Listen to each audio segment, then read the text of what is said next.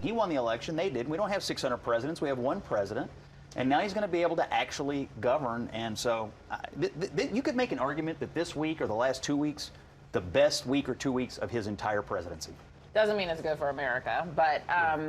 That's Republican Scott Jennings casually detonating a CNN panel by pointing out Trump had one of his best weeks ever, which of course creates a struggle session for the liberal lunatics on the network eager to diminish and rewrite his recent achievements. Welcome to Nerk News, I'm Nerkish, and it looks like the left is panicking because President Trump keeps racking up wins while they're stuck pushing recycled outrage. Because when the courts stop blocking everything with one activist judge and peace breaks out in Africa under Trump's watch, it kind of ruins their whole narrative. You know, it's almost like facts don't care about media spin. I mean, when Scott Jennings has to remind CNN that Trump just flipped Kagan's old logic on nationwide injunctions, it's clear who's actually paying attention. Here he is speaking hard truths to a fuming panel. Nationwide injunction has been sort of the bane of the existence of Democrat and Republican presidents. It's just that now this court has actually done it. Yeah, they finally done something about it. Friday was a great day for Donald Trump. The market ended at all-time highs. He's breaking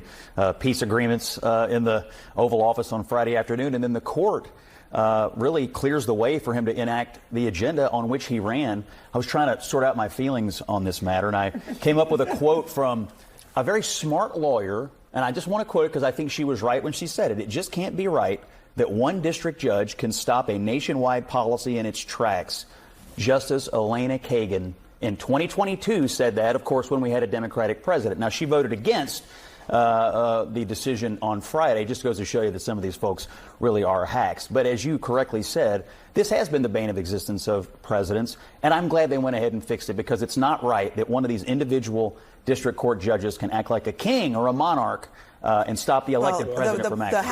The hackery is definitely bipartisan because... You know, it's always amazing how principles change based on who's in power. Back in 2022, Justice Kagan said one judge blocking a president's nationwide policy was nuts. Now suddenly she's upset the court clipped that power, just because Trump's the one benefiting. I mean, the ruling didn't even touch birthright citizenship directly. It simply said lower courts can't issue blanket injunctions like they're running the whole country. That's a win for executive authority and a loss for the activist bench. It's also a reminder that when Democrats lose power, they suddenly remember the Constitution. Here's Scott Jennings throwing more truth bombs, this time about Trump brokering a peace deal in Africa. And unfortunately for CNN, it looks like not everyone got the memo. Jobs not done. A foreign minister from Rwanda has told CNN, he said he's committed to supporting this ongoing negotiation, but warned that ending the conflict will depend on political will and the good faith. And he doesn't know if that is true, referring to the DRC's government. It's not done. It's not done. You didn't watch the news yesterday. They literally announced it in the Oval Office. Thank you very much, Mr. President.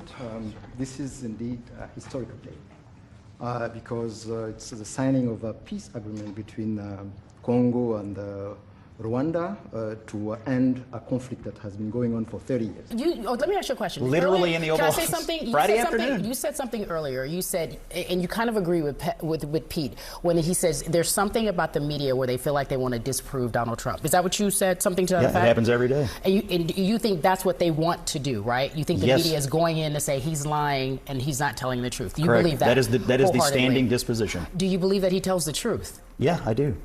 Every time? You think all presidents do that? think the president tells the truth? This current president tells the truth often? Yeah, I do. Okay. I also think that, to our point that we haven't established, he does announce things before it's too soon. They literally had the countries in there. The program isn't. I feel like you should watch the news before you come out here. I feel like you should stop trying to defend him just to defend him. I feel like you should watch the news. You should stop. You know, when a Republican president helps end a 30-year conflict in Africa, you'd think maybe, just maybe, it would get a little credit, but no, because it's Trump, it's brushed off or called vague. I mean, if Obama had helped secure a minerals-rich peace treaty that got Rwandan troops out of Congo and opened the door to Western investment, they'd be engraving his next Nobel by now. Instead, CNN panelists act like they've never heard of it. Jennings had to remind them it was literally signed in the Oval Office the day before. This is how media bias works. Pretend victories didn't happen unless it fits your script. Here's Jennings again clashing with Ashley Allison Allison as he lays out all of Trump's recent wins. I mean, this is obviously very controversial, partly because, in addition to all of this, it just opens the door to Donald Trump just going crazy in terms of executive orders. He can issue an executive order today and will likely. He said so today. And he knows that the lower courts cannot carte blanche stop him, which hugely increases the power of the executive. Yeah, look, this is a great week for him, not just because of this ruling, but earlier in the week, the Supreme Court handed him the ruling on being able to deport illegal immigrants to third-party countries, essentially. So he's on a little bit of a winning streak in the courts right now. And you know what a lot of Republicans are saying is, nope, we're not tired of winning yet. This happened. The stock market's at a record high. He brokered the ceasefire in the 12-day war.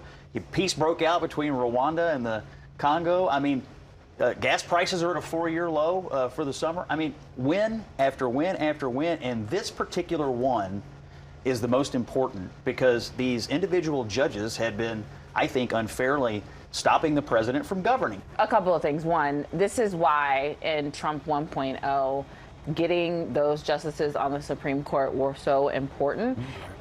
Your former boss preventing Barack Obama, some might say unfairly, from getting his nomination in contradiction to what he did when Justice Ruth Bader Ginsburg. Yeah. But elections have consequences. Today was a victory for Donald Trump. But here's the thing. If we follow the Constitution, which I don't know if this man will, in 3 years, he won't be the president anymore. 3.5 years, he won't be the president anymore. And that same ruling could apply to a Democratic judge. And so when DACA comes out or other student loan debt comes out and your side is going to try and put an injunction, I don't want to hear, oh my God, the executive is overreaching. You're going to hear it. Yeah, but that's the hypocrisy of it. Of course it is. You know, Jennings laid it all out. Supreme Court rulings on nationwide injunctions and deportations, a historic peace deal in Africa, gas prices hitting a 4-year low, and the stock market breaking records. I mean, that's not spin. That's a highlight reel. And how does Ashley Allison respond? Not by challenging the facts, but by worrying Trump won't leave office and warning future Democrats might use the same executive power. When liberal judges blocked Trump, it was heroic resistance. Now that those blocks are gone, it's a constitutional crisis. This is what 80-20 issues look like. Trump scores win after win, and the only thing the left can do is pretend it's all some kind of threat. But let me know what you think. Does this week prove that Trump's presidency is delivering real wins despite nonstop opposition? Let me know in the comments, and if you enjoyed this video, please give it a like and subscribe to the channel. That stuff really does help us out. Until then, this has been Nerk News. Thanks for watching. Bye.